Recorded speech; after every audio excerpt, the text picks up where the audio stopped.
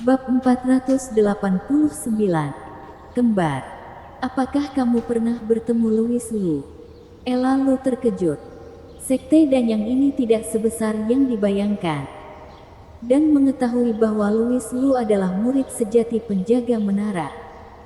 Bagaimana mungkin dia tidak memiliki kesempatan untuk bertemu dengannya setelah sekian lama? Ia khawatir Rika Mo tidak mencarinya dengan keras. Ella Lu sedikit merendahkan wajahnya dan berkata, "Rika, kamu harus tahu bahwa hal-hal seperti kebetulan itu langka. Terutama bagi kami para kultivator. Kami harus berusaha sebaik mungkin untuk menangkap setiap peluang yang kami temui. Aku tahu bahwa ketika kamu berada di Akademi Awan Putih, kamu selalu menempatkan sikapmu begitu tinggi, bahkan tuan muda Yu dari keluarga Zhou tidak dapat menarik perhatianmu. Tetapi cadangan kami juga perlu diatur waktunya. Louis Lu adalah orang yang sangat baik. Karena dia adalah pewaris kesadaran Kaisar Qing. Dia pasti seseorang yang memiliki peluang besar.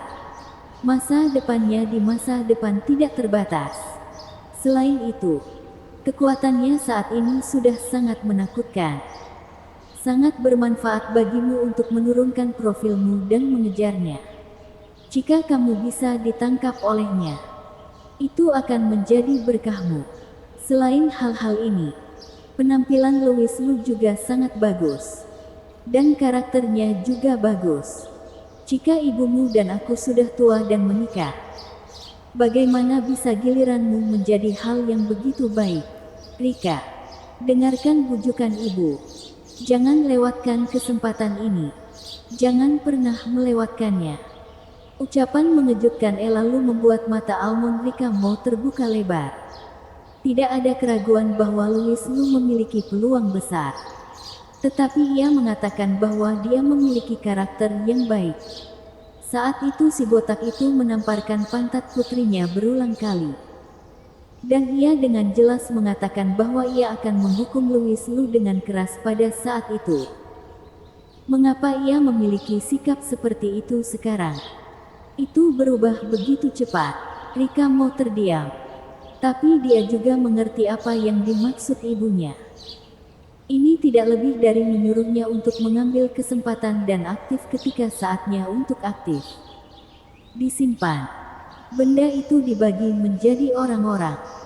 Rika Mo tersenyum pahit dan berkata, "Aku bukannya tidak aktif. Aku sudah berusaha sebaik mungkin untuk menemukan Louis Lu selama ini. Tapi aku tidak pernah melihatnya lagi." Mora bisa bersaksi. Mora Sung di samping mengangguk dengan tergesa-gesa. "Ya, Guru. Aku bersaksi bahwa Rika telah bekerja sangat keras." Melihat putrinya sepertinya tidak berbohong, Ella Lu berhenti mengomel. Tapi kemudian dia merasa melankolis lagi. Jika ia bahkan tidak dapat menemukan seseorang, bagaimana bisa mengembangkan hubungan?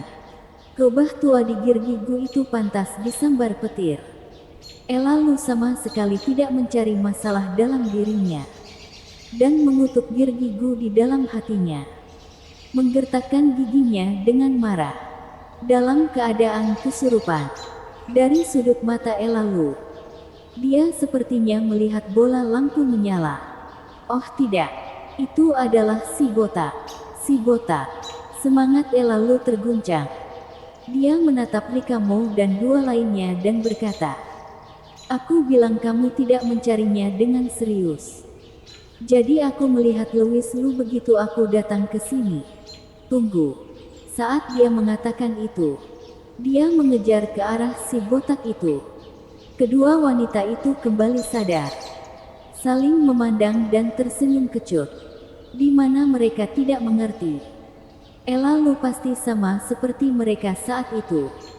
Ketika mereka melihat kepala botak, mereka mengira itu adalah Louis Lu.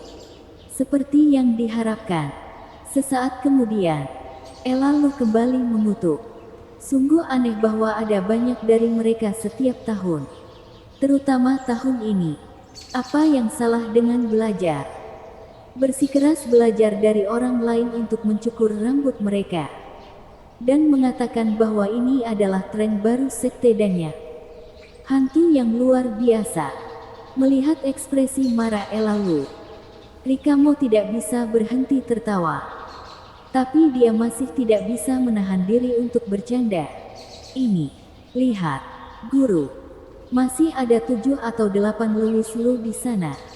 Elalu melihat tanpa sadar. Benar saja.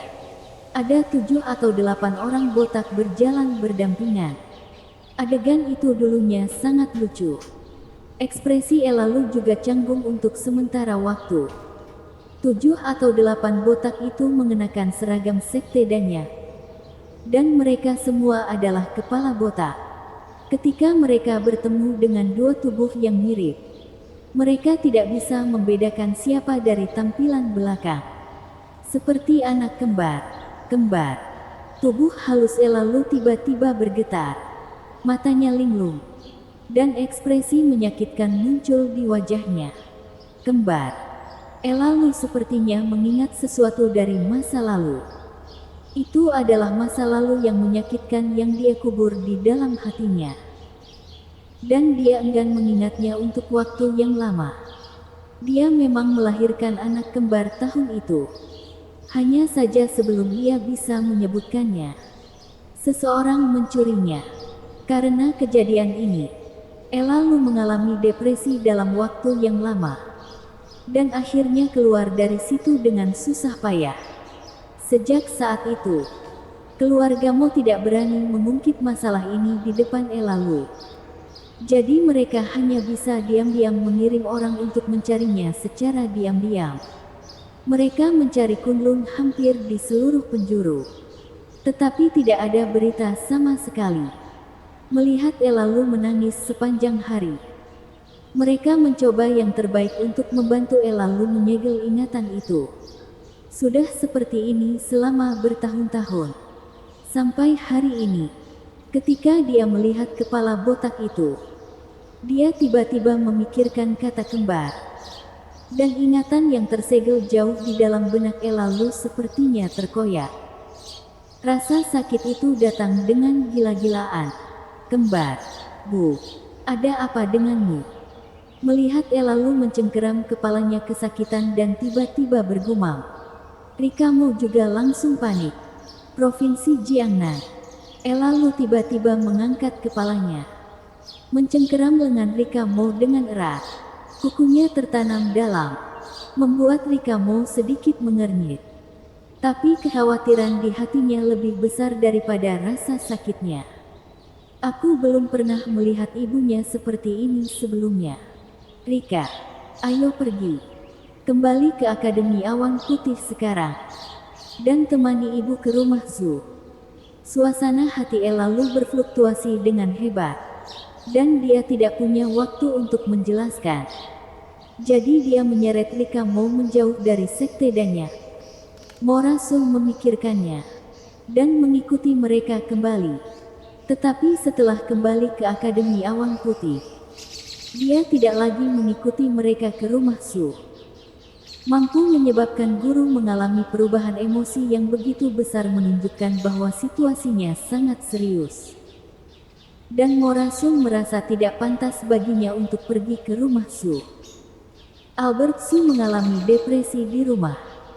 Mendengar laporan pelayan bahwa Elalu sedang berkunjung, dia langsung bingung. Segera setelah Elalu bertemu, dia mengembalikan kuas tinta Changling ke Albert Zhu dan berkata dengan tidak sabar, "Kepala keluarga Zhu, senjata sihir dari kuas tinta ini adalah hadiah untukmu. Aku harap kepala keluarga Zhu menjawab pertanyaanku." Albert Zhu menatap kuas tinta Changling di tangannya dan berkata dengan tidak percaya, "Bukankah ini senjata sihir dari kuas tinta yang baru saja kuberikan padamu? Mengapa kamu mengirimkannya kembali sebagai hadiah begitu cepat? Apakah kamu sedang bermain?" Bersambung.